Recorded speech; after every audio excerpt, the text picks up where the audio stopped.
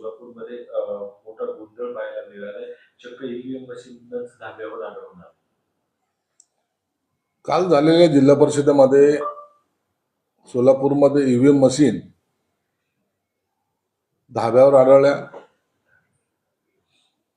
आता ते प्रवासात होते की जाणून बुजून तिथं मशीन गेल्या, हा चौकशीचा भाग आहे. परंतु याची दखल निश्चितपणे निवडणूक आयोगाने घेतली असेल. म्हणून आता नेमका प्रकार काय आहे हे त्या अधिकाऱ्यांनी स्पष्टीकरण दिल्यानंतर लक्षात येईल.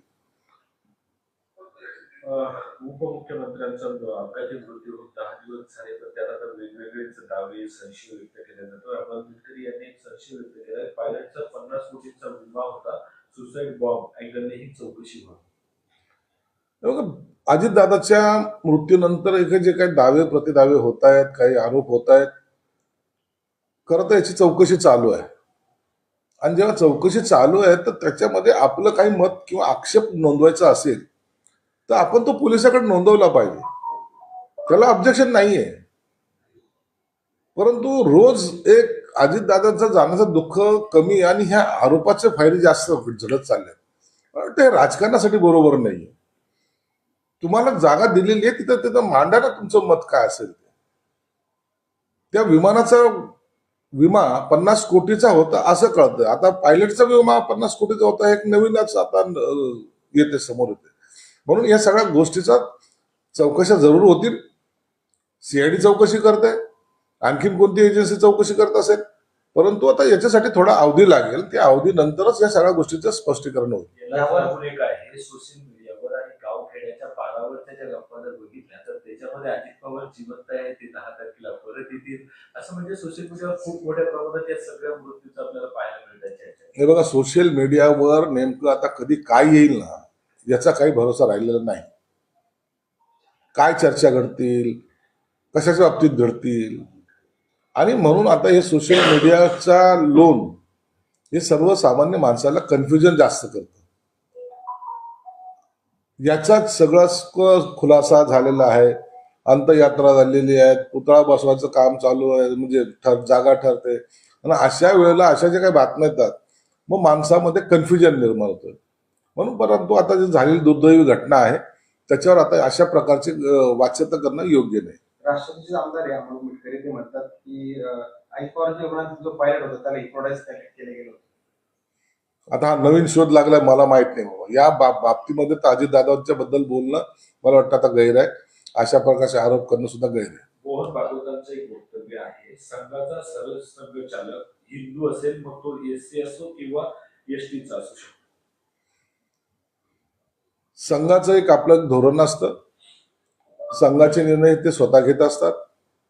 आणि म्हणून त्यांच्या कार्यकारिणीमध्ये काय घडेल, कुणाला करायचं हा त्यांचा प्रश्न आहे.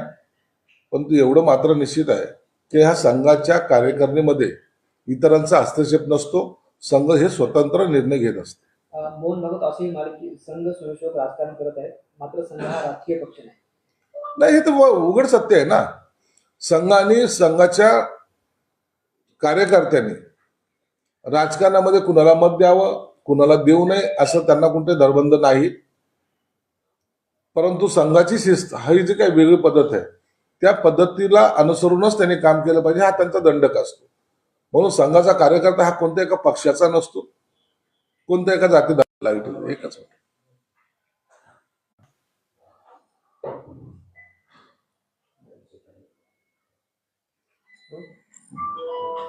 संघाच्या एका कार्यक्रमात सलमान खान देखील उपस्थित होते. त्यावरून आता वादन पाहायला मिळतंय. लिबर्टी म्हणून सलमानला बोलावलं की मुस्लिमांनाही संघात प्रवेश मिळणार असं संजय राऊत बोलतो.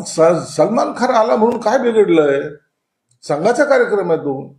त्यांनी अनेक वेळेला अनेक लोकांना बोलवलेलं आहे, ज्यांचा संघाशी काही संबंध नसलेले लोक त्यांच्या कार्यक्रमाला उपस्थित राहिलेले. आणि सलमान खान आला म्हणून तर जाती विष पेरण्याचं काम कशाला करता? सलमान खान गणपती बसवतो, ऑब्जेक्शन घेतलं तुम्ही कधी? आणि मग सलमान खान आलाय म्हणून संघाच्या विचारधारेमध्ये काही परिवर्तन झालंय का? संघ असे मोठ्या काही सेलिब्रिटी असतील, काही महत्वाचे पदाधिकारी असेल, फार राष्ट्रपतीपासून लोकांना त्यांनी बोलवलेलं आहे.